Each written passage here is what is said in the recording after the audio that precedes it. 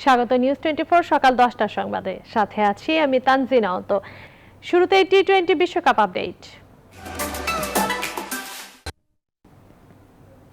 টি-20 বিশ্বকাপে নিজেদের দ্বিতীয় ম্যাচে আজ মাঠে নামছে বাংলাদেশ। প্রতিপক্ষ 2010 সালের চ্যাম্পিয়ন ও এই আসরের হট ফেভারিট ইংল্যান্ড।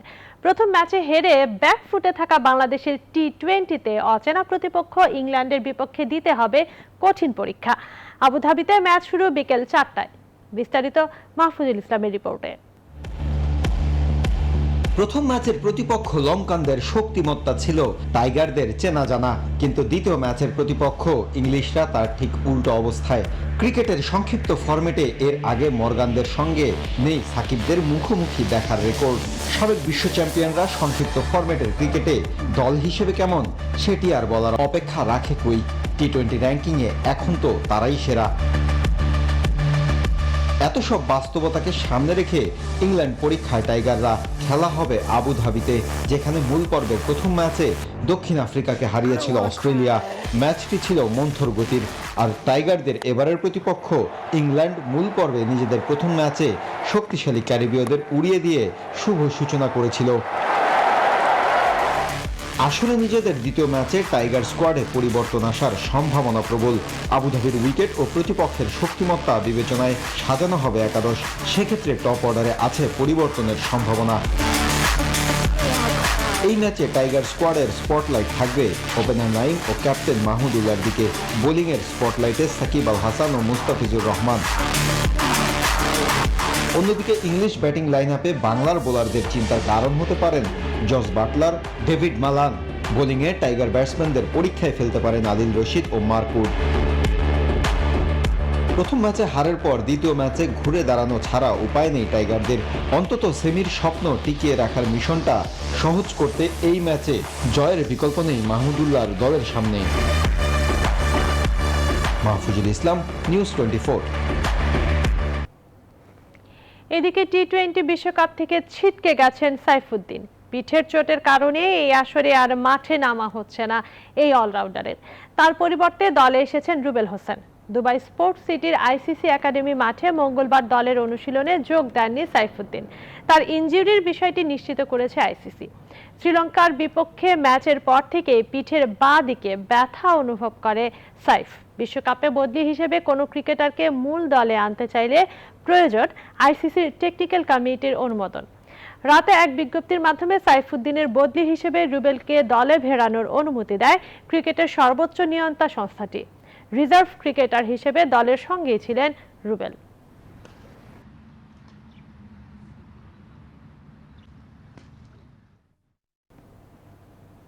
শীত শুরু হওয়ার আগেই রাজধানী সহ সারা দেশের বিভিন্ন হাসপাতালে বাড়তে শুরু করেছে অ্যাজমা, শ্বাসকষ্ট, ইনফ্লুয়েঞ্জা সহ বিভিন্ন রোগীর সংখ্যা।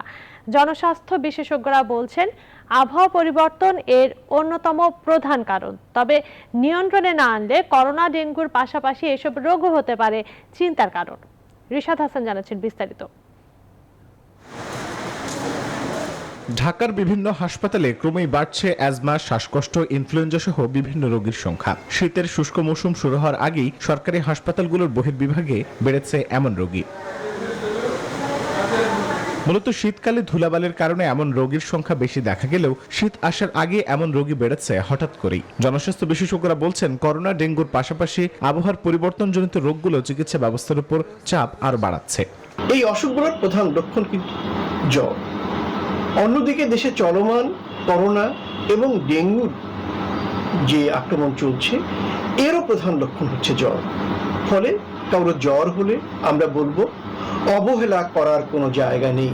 তবে এমন রোগীর দুশ্চিন্তা না করে সঠিক চিকিৎসা নেওয়ার উপর জোর দিচ্ছেন প্রধানমন্ত্রীর ব্যক্তিগত চিকিৎসক ডক্টর এবিএম আব্দুল্লাহ। তিনি বলছেন শিশু ও বয়স্কদের জন্য নিতে হবে বিশেষ সতর্কতা।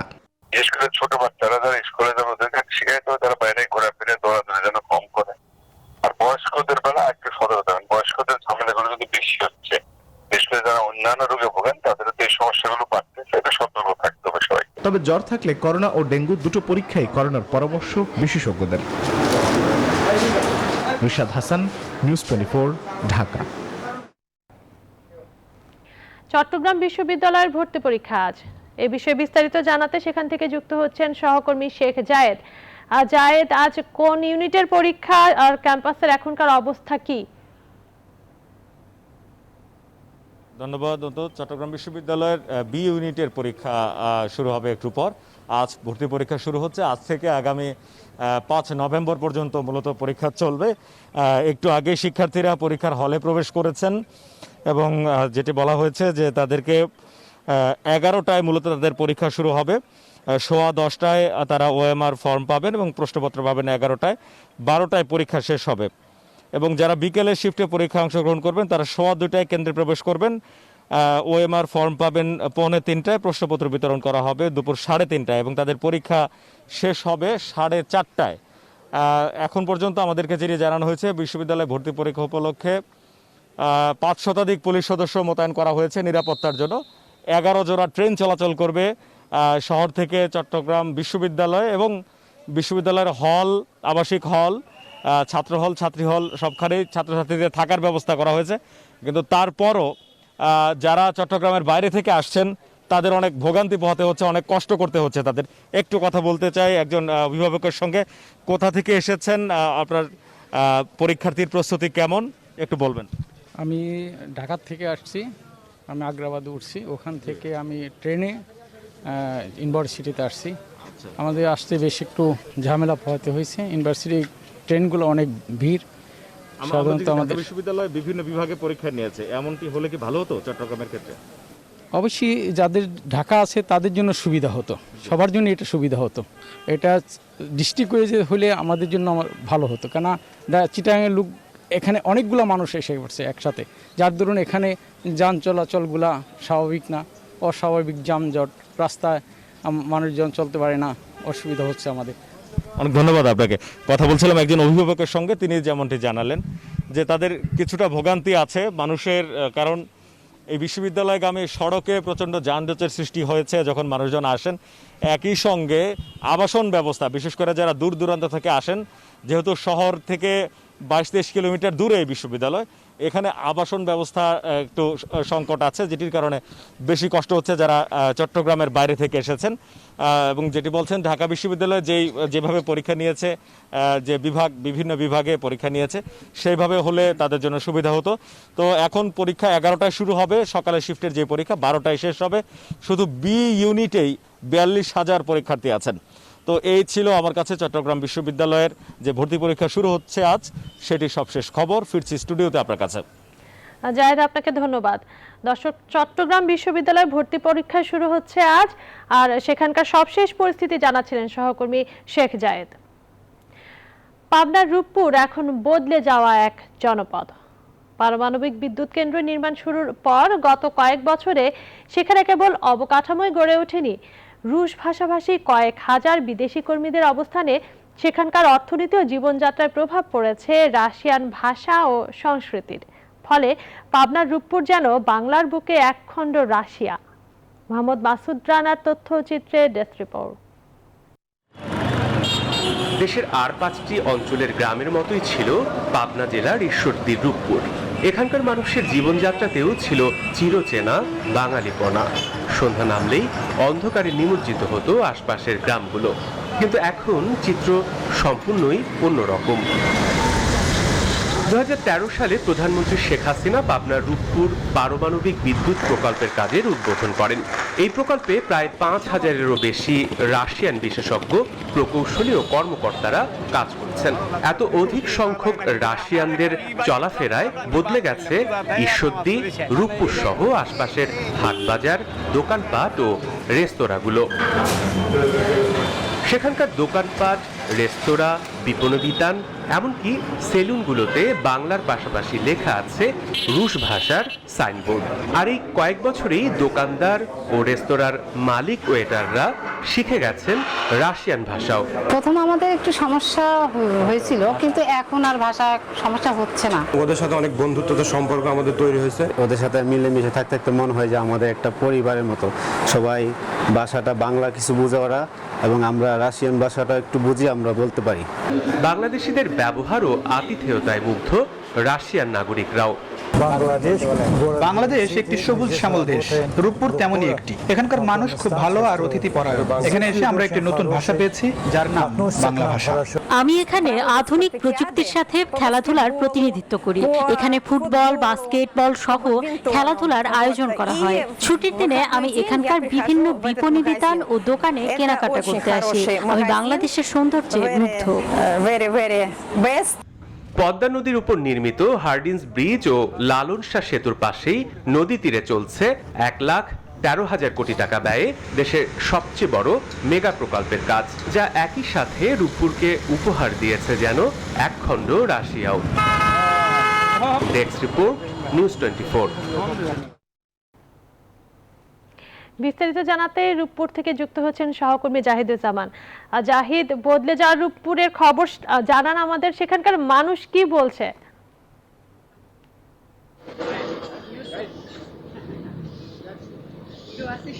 ধন্যবাদ তানজিনা। রূপপুরের এই নতুন হাট এলাকা যেখানে গড়ে তোলা হয়েছে গ্রিন সিটি, এখানে আসলে ঠিক 5,000 যে রাশিয়ান কর্মী যারা কাজ করছেন এই রূপপুর পারমাণবিক বিদ্যুৎ কেন্দ্রের জন্য, তাদের জন্য আসলে ঠিক এটা আবাসন। সেই আবাসনের সামনেই এই নতুন হাট এলাকা জুড়ে কিন্তু আসলে পরিবর্তনের যে ছোঁয়া এসেছে।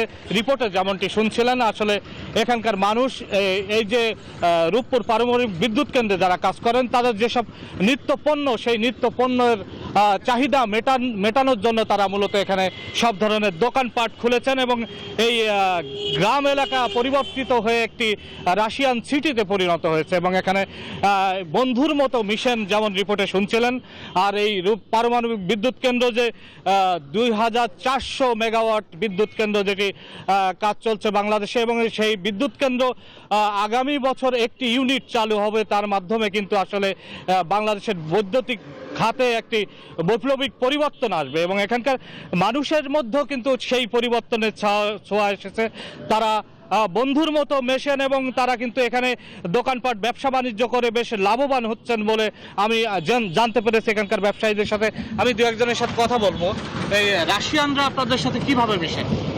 রাশিয়ারা যখন আসে আমাদের কাছে, তখন রাশিয়া ভাষাতে বলে যে বন্ধু আমি অমুক জিনিসটা নিব, তখন আমরা ওর ভাষাটা আমরা বুঝতে পারি। ওদের সাথে মিলামেশা করতে করতে ওর ভাষাটা আমরা বুঝে গেছি যে ওরা কি চালে কি দিব আমরা।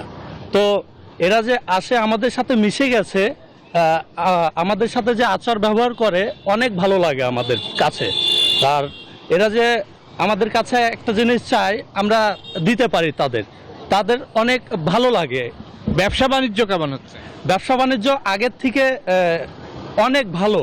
এই রাশিয়া বাংলাদেশে যে আসছে, আমরা তো কোনো দিন রাশিয়াতে যেতে পারবো না, তো আমরা বিদেশের একটা আবহাওয়া পাচ্ছি এখানে, যে ব্যবসা বাণিজ্য করে অনেক লাভবান হচ্ছি আমরা এখন বর্তমানে। আর রাশিয়ারা যে এখন সুযোগ সুবিধা দিচ্ছে আমাদেরকে, অন্য কোথাও যে আমরা পাবো না। ঢাকা শহরে যে এত বড় শহর, আমরা এখানে থেকে আমরা অনেক লাভবান হচ্ছি, অনেক ব্যবসা বাণিজ্য ভালো হচ্ছে এখানে। আচ্ছা, তোমার সাথে দেখলাম যে ভিডিও দেখাচ্ছে তোমাকে বন্ধুর মতো মিশতে রাশিয়ানরা। এটা হলো তাদের ভালোবাসা। আমাদের এসে বলছে এই ভিডিওটা দেখো, আমাদের সাথে খুব মনে করেন মিল, বন্ধুর মতন থাকে। আসি বলে চুল পাত্রিস কাটবো, মানে চুল কাটবে সে। আমরা বুঝি তাদের ভাষা, মনে করেন কি এরা ধরেন মনে হয়। তানজিনা, শুনছিলেন যে আসলে ঠিক এখানকার মানুষ রাশিয়ানদের সাথে বন্ধুর মতো মিশে গেছে। একদিকে তাদের যেমন আর্থসামাজিক উন্নতি হয়েছে, তারা অন্যদিকে রাশিয়ান ভাষা, সংস্কৃতি, ঐতিহ্যের সাথেও একটি পরিচিতি পেয়েছে। এই ছিল এই মুহূর্তে আমার কাছে একখণ্ড রাশিয়ার গল্প। চলে যাচ্ছে স্টুডিওতে। তানজিনা। জাহিদ, আপনাকে ধন্যবাদ। দর্শক, আর রাশিয়ানদের প্রভাবে বদলে যাওয়া রূপপুরের খবর জানাচ্ছিলেন সহকর্মী জাহিদুজ্জামান। এবারে নগদের সৌজন্যে বিশেষ আয়োজন বিজয় থেকে অর্জনে। কেবল ক্রিকেট ব্যাট তৈরি করে স্বাবলম্বী যশোরের নরেন্দ্রপুর গ্রামের মানুষ, অথচ 20 বছর আগে এ পল্লীর মানুষ ছিল অতি দরিদ্র। সময়ের ব্যবধানে সে অবস্থার পরিবর্তন এসেছে। এখন গভীর রাত জেগে ক্রিকেট ব্যাট তৈরি করে ভাগ্যে পরিবর্তন এনেছেন তারা। যশোর থেকে রিপন হোসেনের তথ্য চিত্রের ডেস্ক রিপোর্ট। যশোর সদর উপজেলার রূপদিয়া বাজার থেকে 2 কিলোমিটার দক্ষিণে নরেন্দ্রপুর মিস্ত্রিপাড়া গ্রামে ঢুকলেই চোখে পড়ে ক্রিকেট ব্যাট তৈরির নানা সামগ্রী আর ক্রিকেট ব্যাটের ছড়াছড়ি, আর তা নিয়েই সবার ব্যস্ততা। এই অঞ্চলে ব্যাট নির্মাণ কাজের গোড়াপত্তন করেন সঞ্জিত মজুমদার। 1998 সালের দিকে ভারতের পশ্চিমবঙ্গে দিদির বাড়ি বেড়াতে যান তিনি। সেখানে বিভিন্ন আইটেমের শিল্পকর্ম দেখে নতুন কিছু করার পরিকল্পনা মাথায় আসে তার। এরপর দেশে ফিরে ভাইপোকে সাথে নিয়ে শুরু করে দেন ব্যাট তৈরির কাজ। সেই থেকেই শুরু, এরপর আর পিছনে ফিরে তাকাতে হয়নি তার। আগে আমাদের বেশ একটা ভালো চলতো না, এই ব্যাটের কাজ করার পরে অনেকটা আমাদের সচ্ছলতা। এলাকার মানুষ আগে আসলে অবহেলিত ছিলাম, মানুষের জীবনযাত্রার মান খুবই নিচু ছিল। বাড়িতে এসে ব্যাটের ব্যবসা শুরু করার পরে এখন দেখা যাচ্ছে আগের থেকে অনেক উন্নত। বসে নেই নারীরাও। সংসারের কাজ শেষে অবসরে ব্যাট তৈরির কাজ করে বাড়তি আয় করছেন তারাও।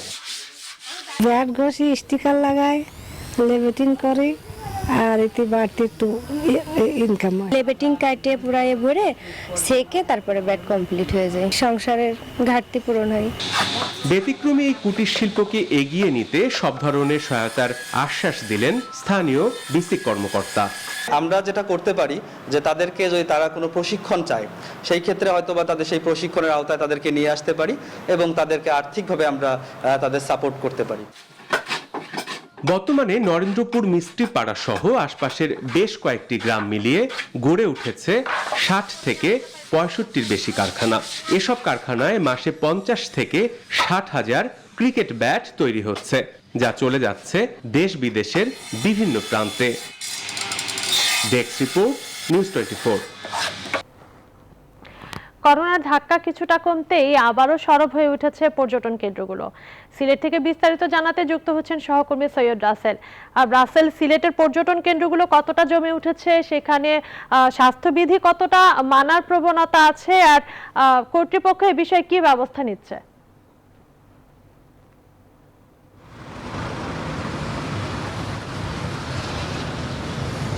জি, ধন্যবাদ তানজিনা। আমি আসলে এক কথায় বলতে গেলে যদি বলি, সেক্ষেত্রে বলতে চাই যে আসলে সুদিন ফিরেছে সিলেটের পর্যটন কেন্দ্রগুলোতে। করোনাকালীন প্রায় 1.5 বছরের স্থবিরতা কাটিয়ে আসলে মানুষের জনতার স্রোত এখন সিলেটের পর্যটন কেন্দ্রগুলোতে। আর আপনাকে জানিয়ে রাখি যে সিলেটের বেশ কয়েকটি পর্যটন কেন্দ্র আসলে সারা দেশব্যাপী আলোচিত। এর মধ্যে রয়েছে ভোলাগঞ্জে সাদা পাথর এবং জাফলং, পান্থমাই আছে, লালাখাল আছে, এই জাতারগুল আছে, সব মিলিয়ে আসলে মানুষের স্রোত এখন পর্যটন কেন্দ্রগুলোতে।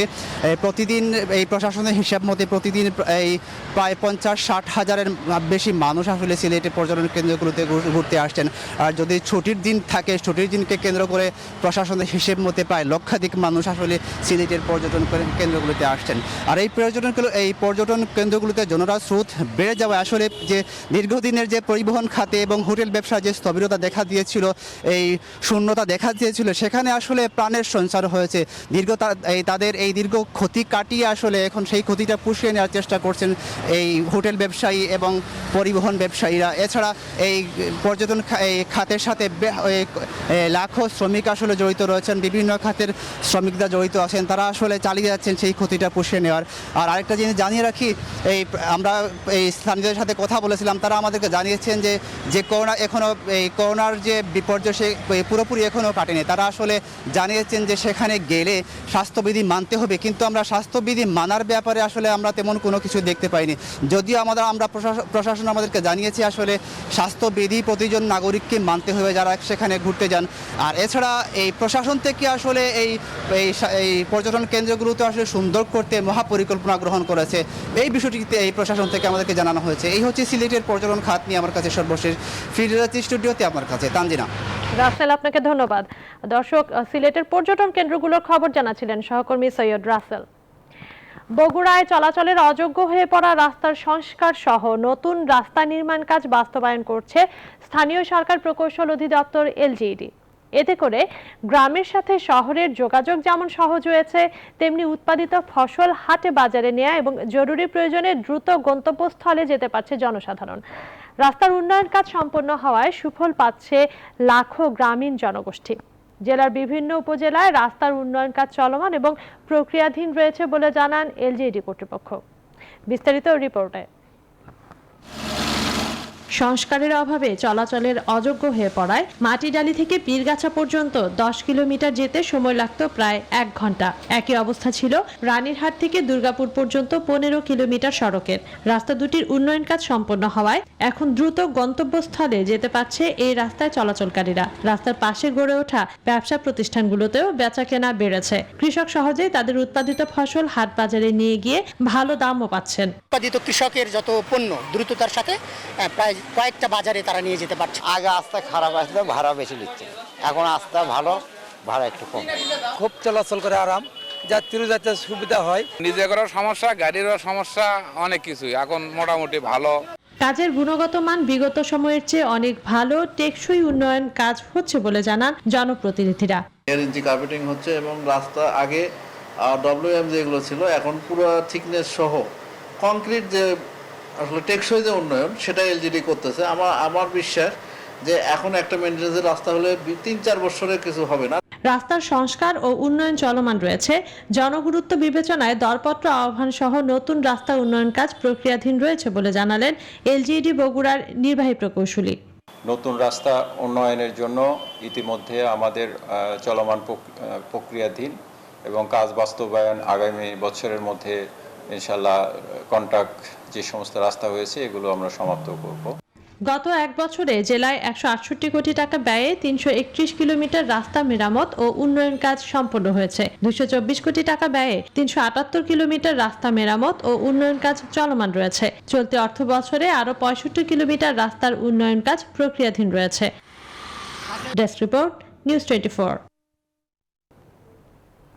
কিশোরগঞ্জে ভাসমান পদ্ধতিতে সবজি চাষ করে লাভবান হচ্ছেন কৃষকরা। বদ্ধ জলাশয়ে কচুরিপানার বেডে কম খরচে কীটনাশক মুক্ত এসব সবজির ভালো ফলন হচ্ছে। অন্যান্য সবজির তুলনায় বাজারে এর চাহিদা অনেক। সীমিত পরিসরে শুরু হলেও পুরো জেলায় ভাসমান সবজি চাষের উদ্যোগ নেওয়া হচ্ছে বলে জানিয়েছে কৃষি বিভাগ। কিশোরগঞ্জ থেকে টিটু দাসের তথ্য চিত্রের ডেস্ক রিপোর্ট। কিশোরগঞ্জের কয়েকটি উপজেলায় কৃষি বিভাগের উদ্যোগে শুরু হয়েছে ভাসমান পানিতে বিশেষ পদ্ধতিতে নানা জাতের সবজি আবাদ। কচুরিপানা দিয়ে ছোট ছোট বেড তৈরি করে চাষ হচ্ছে লাউ, কুমড়া, ঢেঁড়স, লাল শাক, ঝিঙ্গা, বরবটি সহ বিভিন্ন সবজি। সার কিংবা কীটনাশক ছাড়াই বর্ষা মৌসুমে প্রায় 6 মাস এ পদ্ধতিতে সবজির আবাদ করা যায়। অন্যান্য সবজির তুলনায় ভাসমান বেডে চাষ করা এসব সবজি স্বাস্থ্যসম্মত, সুস্বাদু, ফলন বেশি হয় এবং বাজারে দাম পাওয়া যায় বেশি, যে কারণে দিন দিন কৃষকরা ভাসমান পদ্ধতিতে সবজি আবাদে উৎসাহিত হচ্ছে। এখানে কীটনাশক ওষুধ এবং জৈব সার, এই যে রাসায়নিক যে সারগুলি, এগুলি আমাদের ব্যবহার করতে হয় না। ফলন ভালো হয়, যেমন বাজারে নেওয়ার আগে আমরা বিক্রি করে দিই। আমরা অনেকই কৃষকরা অনেকই লাভবান। কৃষি বিভাগের সরকারি ভর্তুকির টাকায় বাড়ির পাশে নদী, খাল, বিল ও অনাবাদি বদ্ধ জলাশয়ে কচুরিপানা দিয়ে কৃষকদের বেড তৈরি সহ বিনামূল্যে সবজির বীজ ও নগদ টাকা দেওয়া হয়। বছরে প্রায় 6 মাস চাষ করা যায় সবজি, আর পানি শুকিয়ে গেলে কচুরিপানার বেড জৈব সার হিসেবে অন্যান্য ফসলে ব্যবহার করা যায়। প্রাথমিকভাবে সীমিত পরিসরে সবজি চাষ শুরু হলেও পুরো জেলায় এটি সম্প্রসারণ করা হচ্ছে বলে জানালেন জেলা বিভাগের এই কর্মকর্তা। জেলায় যেখানে যেখানে সুযোগ আছে এই জায়গাগুলিতে আমরা এটা সম্প্রসারণ করতে পারবো এবং যারা এই কাজটি করে তারা লাভবান এবং এই সবজির বাজার মূল্যও বেশি। কিশোরগঞ্জে বর্তমানে জেলা সদর কিশোরগঞ্জ ও নিকলি উপজেলায় এই পদ্ধতিতে সবজি আবাদ হচ্ছে। Desk report, news 24। প্রতিকূল আবহাওয়া ও পোকার আক্রমণের পরেও কুষ্টিয়ায় আমন ধানের ভালো ফলনের আশা করছেন কৃষক ও কৃষি বিভাগ। জেলায় একদিকে ধান চাষের আওতা যেমন বেড়েছে, অন্যদিকে চাষও হয়েছে ভালো। আগাম ধান কাটা শুরু হলেও পুরোদমে ধান কাটা শুরু হতে আরও 2-3 সপ্তাহ লেগে যাবে, আর এই সময়টুকু বেশ ঝুঁকিপূর্ণ বলছেন কৃষি কর্মকর্তারা। জাহিদুজ্জামানের প্রতিবেদন। গত বছরের চেয়ে কুষ্টিয়ায় এবার আমন ধান চাষের লক্ষ্যমাত্রা কিছুটা বেড়েছে। চাষের আওতা বেড়েছে তারও বেশি। গতবারের চেয়ে 33 হেক্টর জমি বেড়ে এবার 88,895 হেক্টর জমিতে আমন চাষ হয়েছে। কৃষি সম্প্রসারণের পক্ষ থেকে উচ্চ ফলনশীল জাতের বীজ দেওয়া হয়েছে। কৃষক নিজেরাও পছন্দ করেছেন তেমনি, আর এ কারণেই ভালো ফলনের আশা করছে তারা। আমাদের এখন সব ক্ষেত্রে ধরেন বর্তমানে এখন ফলনশীল ভালো আছে। সরকার বিদেশি বীজ এনে দিয়েছে আমাদের, আমরা এখন উন্নত মান। 4 বিঘা আমি লাগাইছি, তো আশা করি ধান খুব সুন্দর হয়েছে এবং ভালো হয়েছে। এবং হচ্ছে ধানটা হচ্ছে একটু আগরের ধান, 15 দিন আগে লাগাচ্ছে, তার জন্য এই ধানটা হচ্ছে আগর হয়েছে। কোনো এলাকায় আগাম আমন ধান কাটা শুরু হয়েছে। দেশের বিভিন্ন এলাকায় ধানে যে পোকার আক্রমণ হয়েছে তার কিছুটা আঁচ পড়েছে কুষ্টিয়ায়ও। এইবার আমরা এখানে বিড়ি ধান 87, যেটা দেওয়ার কারণে অনেক ফলন হচ্ছে এবং বিচালি ভালো হচ্ছে, ধানটা নষ্ট হচ্ছে না, রোগ বালাই নাই, পোকামাকড় নেই। কৃষি বিভাগ বলছে বাদামি ঘাস ফড়িংয়ের আক্রমণ থাকলেও তা মারাত্মক আকার ধারণ করতে পারেনি। এখনো কিন্তু আমাদের ঝুঁকি কমে নাই। বিশেষ করে পানি ব্যবস্থাপনা এবং রোগ এবং পোকামাকড় ব্যবস্থাপনা আমরা ভালো নিয়ন্ত্রণ করতে পারলে আগামী 1 মাসের মধ্যে ধান সংগ্রহ করতে পারবো। দাম ভালো পেলে এবারও কৃষকরা ধান চাষে লাভের মুখ দেখবে, আশা কৃষি বিভাগের। জাহিদুজ্জামান, নিউজ 24, কুষ্টিয়া। সেনাবাহিনীর 2টি নতুন রেজিমেন্টের যাত্রা শুরু এবং 10টি ইউনিটকে জাতীয় পতাকা প্রদান অনুষ্ঠানে বক্তব্য রাখছেন প্রধানমন্ত্রী শেখ হাসিনা। আমরা সরাসরি যাচ্ছি সেই বক্তব্যে। তিনি সনদ দেন এবং সমাপনী কুচকাওয়াজে অভিবাদন গ্রহণ করেন এবং সেখানে বিদায়ী ক্যাডেটদের উদ্দেশ্যে জাতির পিতা যে বক্তব্য দিয়েছিলেন আমি একটু কোট করছি। আমার মনে আজ যে কি আনন্দ, তোমাদের আমি তা ভাষায় প্রকাশ করে বলতে পারবো না। যখন আমি আগরতলা মামলায় বন্দী ছিলাম, যখন পাকিস্তানের মিয়ানওয়ালি জেলে বন্দী ছিলাম, তখন ভাবতে পারিনি যে একদিন এখানে তোমাদের প্যারেড হবে। আনকোট। কিন্তু সেই সাথে সাথে তিনি আরেকটা কথা বলেছিলেন যে আজকে এই মিলিটারি একাডেমি একদিন বিশ্বব্যাপী নাম করবে, সারা বিশ্বের মানুষ এই মিলিটারি একাডেমি দেখতে আসবে। আজকে আমাদের মিলিটারি একাডেমি সেইভাবেই আমরা প্রতিষ্ঠা করতে সক্ষম হয়েছি।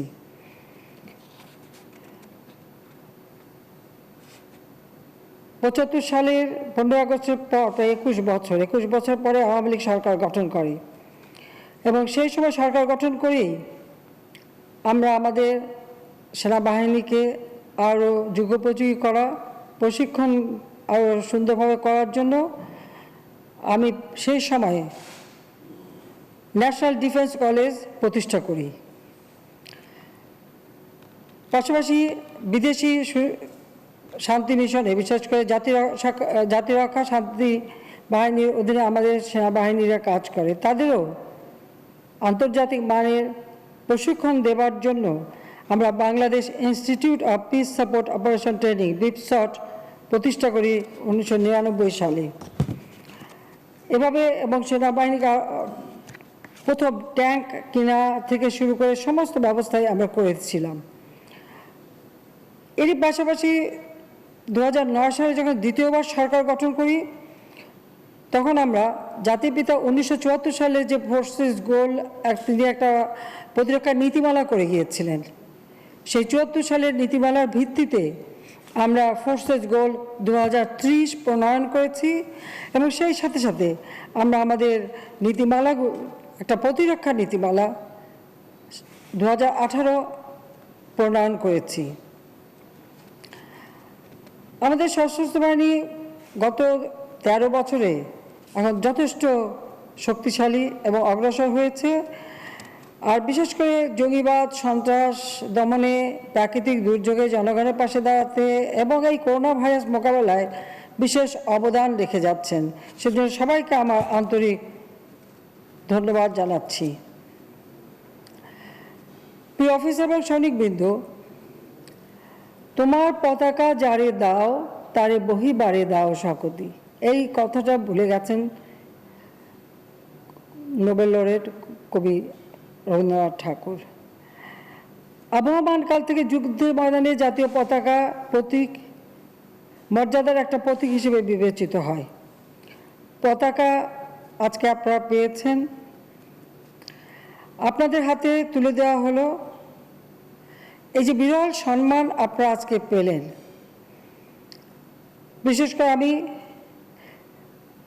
4, 12 ও 20 field, 5 air defence regiment artillery, 5 ও 7 রিভাইড ইঞ্জিনিয়ার ব্যাটালিয়ন, 1 ও 2 signal battalion, army aviation group এবং এনসিও একাডেমিকে আন্তরিক অভিনন্দন জানাচ্ছি। এই পতাকার মর্যাদা সমুন্নত রাখার দায়িত্ব আপনাদের। 71 সালে আমাদের মহান মুক্তিযুদ্ধের রণাঙ্গনে জাতির পিতা বঙ্গবন্ধু শেখ মুজিবুর রহমানের নামে প্রতিষ্ঠিত মুজিব ব্যাটারির কামানের গোলাবর্ষণের মধ্য দিয়ে ঘোষিত হয়েছিল রেজিমেন্ট অব আর্টিলারির গৌরবময় পথযাত্রা। আজকে সেই রেজিমেন্ট 2019 সালে কালার, 2020 সালে গৌরবময় ন্যাশনাল স্ট্যান্ডার্ড অর্জন করে এবং স্বাধীনতা যুদ্ধের মধ্যে দিয়ে জন্মকারী রেজিমেন্টকে জাতির পিতার নাম অনুসারে মুজিব রেজিমেন্ট আর্টিলারি হিসেবে নামকরণ করা হয়েছে। আজ রেজিমেন্টের আর্টিলারির নিকট নতুন পতাকা হস্তান্তর করতে পেরে আমি অত্যন্ত আনন্দিত। আমি এই ইউনিটের সকল সদস্যকে আন্তরিক অভিনন্দন জানাচ্ছি। আমাদের মহান মুক্তিযুদ্ধে ঢাকা বিশ্ববিদ্যালয়ের ছাত্রী রওশনার আত্মত্যাগ অত্যন্ত গৌরবের সাথে স্মরণ করা হয়। কাজী তার নামে যা তার বীরত্বকে সম্মানীয় রাখার জন্য 1971 সালে 10 অক্টোবর রওশনারা ব্যাটারি প্রতিষ্ঠা লাভ করে এবং মহান মুক্তিযুদ্ধে অংশগ্রহণ করে। 1 মে 1972 সালে Roshanara battery 2 field regiment artillery হিসেবে যাত্রা শুরু করে। তাছাড়া 2019 সালে রেজিমেন্টাল কালার, 2020 সালে গৌরবময় ন্যাশনাল স্ট্যান্ডার্ড অর্জন করে। আজ রওশনারা রেজিমেন্ট আর্টিলারির নিকট নতুন পতাকা হস্তান্তর করতে পেরে আমি আনন্দিত। আমি এই ইউনিটের সকল সদস্যকে আন্তরিক শুভেচ্ছা জানাই, অভিনন্দন জানাই এবং মহান মুক্তিযুদ্ধে যে বীরত্বের সাথে আমাদের মুক্তিযোদ্ধারা যুদ্ধ করে আমাদের বিজয় অর্জন করেছিল, সে কথাটা চিরদিন মনে রাখতে হবে যে আমরা বিজয়ী জাতি, মাথা উঁচু করে বিশ্ব দরবারে আমরা চলব। আমাদের সরকার রেজিমেন্টের সব আর্টিলারি উন্নয়ন ও আধুনিকায়ন নানাবিধ পদক্ষেপ গ্রহণ করেছে। সম্প্রতি রেজিমেন্ট অব আর্টিলারিতে 3টি আর্টিলারি ব্রিগেড, 1টি এয়ার ডিফেন্স আর্টিলারি ব্রিগেড, 5টি ফিল্ড আর্টিলারি রেজিমেন্ট, 5টি এয়ার ডিফেন্স আর্টিলারি রেজিমেন্ট, 1টি ডিভিশন লোকেটিং ব্যাটারি, 1টি মর্টার রেজিমেন্ট, 1টি MLRS রেজিমেন্ট এবং 1টি স্বতন্ত্র MLRS ব্যাটারি সংযোজন করেছি। আমরা 1 রেজিমেন্ট মধ্যম পাল্লা tiger MLRS type B, 1 regiment 155 millimetre gun এবং 1 রেজিমেন্ট 105 মিলিমিটার গান সিস্টেম ও প্রয়োজনীয় সংখ্যক গোলা বারুদ সংগ্রহ করেছি। এছাড়াও সেনাবাহিনীর সার্বিক অপারেশনাল সক্ষমতা বৃদ্ধির লক্ষ্যে 6টি মিডিয়াম রেঞ্জের UAV এবং 1 ব্যাটারি ট্যাকটিক্যাল মিসাইল সিস্টেম ক্রয় করারও উদ্যোগ গ্রহণ করেছি। আকাশ প্রতিরক্ষার সক্ষমতা বৃদ্ধির লক্ষ্যে এয়ার ডিফেন্স শাখার জন্য ভূমি থেকে আকাশে নিক্ষেপণযোগ্য মিসাইল FM-90 SAM সিস্টেম এর প্রশিক্ষণের সুবিধার্থে একটি কম্ব্যাট সিমুলেটর 2019 সালে সংযুক্ত করেছি। একই বছর 1 ব্যাটারি অত্যাধুনিক ওয়ারলিকন রাডার কন্ট্রোল গান সিস্টেম ও স্কাই গার্ড 3 রাডার সংযুক্ত করেছি এবং আরও 1 ব্যাটারি ওয়ারলিকন গান সিস্টেম ক্রয়ের উদ্যোগও গ্রহণ করা হয়েছে। আমরা V-SHORAD মিসাইল সিস্টেম ক্রয়ের জন্য চুক্তি সম্পাদন করেছি এবং আরও 2 ব্যাটারি রাডার কন্ট্রোল গান এবছরই এয়ার ডিফেন্স শাখায় সংযুক্ত করার আশা রয়েছে। আপনারা জেনে খুশি হবেন যে অন্যান্য আর্মস ও সার্ভিসের সাথে কোর অব ইঞ্জিনিয়ার্সের আধুনিকায়নেও আমরা কার্যকর পদক্ষেপ গ্রহণ করেছি। আমরা 22 engineer battalion, 27 RE battalion, 23 RE battalion প্রতিষ্ঠা করেছি। এছাড়াও আরও একটি অ্যাডহক CSC সেল, 2টি নতুন অ্যাডহক ইঞ্জিনিয়ার কনস্ট্রাকশন ব্যাটালিয়ন এবং ECSME এর সাংগঠনিক কাঠামোতে অন্তর্ভুক্ত করার উদ্যোগ গ্রহণ করেছি। সম্প্রতি 6টি LCT ও 2টি TCV ক্রয় করেছি এবং 5টি BK বয়েজের নির্মাণ কাজ চলমান রয়েছে। আমরা কোর অফ সিগন্যালস এবং আধুনিকায়নের কার্যকর উদ্যোগ গ্রহণ করা হয়েছে। ইতিমধ্যে উল্লেখযোগ্য সংখ্যক উন্নত মানের রেডিও সেট এবং উন্নত প্রযুক্তির সরঞ্জামাদি সিগন্যাল করে সংযুক্ত করেছি, যা রণযোগাযোগ ব্যবস্থাকে আরও সমৃদ্ধ করেছে। যোগাযোগ ক্ষেত্রে আধুনিক রণকৌশলগত সক্ষমতা বৃদ্ধির লক্ষ্যে সম্প্রতি বাংলাদেশ সেনাবাহিনীতে অত্যাধুনিক প্রযুক্তি সম্পন্ন ইলেকট্রনিক ওয়ারফেয়ার সরঞ্জামাদি সংযোজন করেছি। পার্বত্য চট্টগ্রামে যোগাযোগ ব্যবস্থার মান উন্নয়নের জন্য ফাইবার অপটিক ব্যবহারের পাশাপাশি উচ্চ ক্ষমতা সম্পন্ন মাইক্রোওয়েভ ট্রান্সমিশন ব্যবস্থা স্থাপন করেছি এবং যা জোন সদর দপ্তর পর্যন্ত নিরবচ্ছিন্ন ভয়েস ও তথ্য প্রবাহ নিশ্চিত করবে। এছাড়াও জাতীয় নিরাপত্তা ও কৌশলগত প্রয়োজনে দেশব্যাপী সশস্ত্র বাহিনীর নিয়ন্ত্রণাধীন নিজস্ব টেলিযোগাযোগ সঞ্চালন নেটওয়ার্ক স্থাপনের সিদ্ধান্ত গ্রহণ করা হয়েছে। আর্মি এভিয়েশন গ্রুপ সেনাবাহিনীর আভিযানিক কর্মকাণ্ডের পাশাপাশি জরুরি মেডিকেল ও রোগী স্থানান্তর সেবা, পার্বত্য চট্টগ্রামে সহায়তা প্রদান, গুরুত্বপূর্ণ ব্যক্তিবর্গ পরিবহন সহ নানাবিধ মিশন পরিচালনায় সক্ষমতার দৃষ্টান্ত স্থাপন করেছে। আমরা এই এভিয়েশন বহরে 6টি MI-171 শাহ, একটি কাসা C-295W, 4টি ডায়মন্ড DA-40NG এবং 2টি বেল 407 GXI বিমান সংযুক্ত করেছি। ভবিষ্যতে এই গ্রুপের সক্ষমতা বাড়ানোর লক্ষ্যে অত্যাধুনিক উড়োজাহাজ সংযোজনের পরিকল্পনা করেছি। আমরা এনসিও একাডেমি উন্নয়নের নানামুখী পদক্ষেপ গ্রহণ করেছি। এই একাডেমি চৌকস এনসিওদের বিশেষায়িত প্রশিক্ষণের মাধ্যমে জুনিয়র লিডারে রূপান্তরিত করেছে এবং আমি আশাবাদী যে এই একাডেমি তার গুণগত উৎকর্ষতা বজায় রেখে ভবিষ্যতেও প্রশিক্ষণ কর্মশালা পরিচালনা করবে। উপস্থিত সুধী মণ্ডলী, বাংলাদেশ সেনাবাহিনী দেশের সার্বভৌমত্ব রক্ষার পাশাপাশি প্রাকৃতিক মানব দুর্যোগ মোকাবেলা সহ নানা আর্থসামাজিক ও অবকাঠামোগত উন্নয়ন তথা জাতি গঠনে গুরুত্বপূর্ণ অবদান রেখে যাচ্ছে। দর্শক, সেনাবাহিনীর 2টি নতুন রেজিমেন্টের যাত্রা শুরু এবং 10টি ইউনিটকে জাতীয় পতাকা প্রদান অনুষ্ঠানে প্রধানমন্ত্রী শেখ হাসিনা বক্তব্য রাখছিলেন। আমরা সরাসরি সেখানে ছিলাম। এবারে আন্তর্জাতিক। মিয়ানমারের কোনো প্রতিনিধির উপস্থিতি ছাড়াই শুরু হয়েছে দক্ষিণ পূর্ব এশিয়ার দেশগুলোর জোট আসিয়ানের এবারের বার্ষিক সম্মেলন। সম্মেলনের শুরুতেই মিয়ানমারের জান্তা সরকারের তীব্র সমালোচনা করেছেন নেতারা। গেল 16 অক্টোবর আসিয়ানের শীর্ষ সম্মেলন থেকে মিয়ানমারের জান্তা প্রধান মিন অং লাইংকে বাদ দিতে জোটের সদস্য দেশগুলোর নজিরবিহীনভাবে একমত হয়। সদস্য দেশগুলোর অভ্যন্তরীণ বিষয়ে হস্তক্ষেপ না করা বা সম্পৃক্ত না হওয়ার নীতি মেনে চলা আসিয়ানের এই পদক্ষেপ নেওয়াটা ছিল খুবই কড়া এবং বিরল।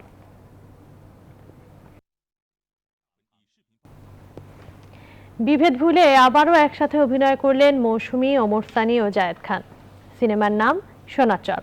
আর এই সিনেমা দিয়ে দীর্ঘদিন পর ক্যামেরার সামনে দাঁড়ালেন জায়েদ খান। গাজীপুরের পর এফডিসিতে চলছে সিনেমাটির দৃশ্য ধারণের কাজ। এই ছিল এখনকার আয়োজনে। এতক্ষণ সাথে থাকার জন্য ধন্যবাদ।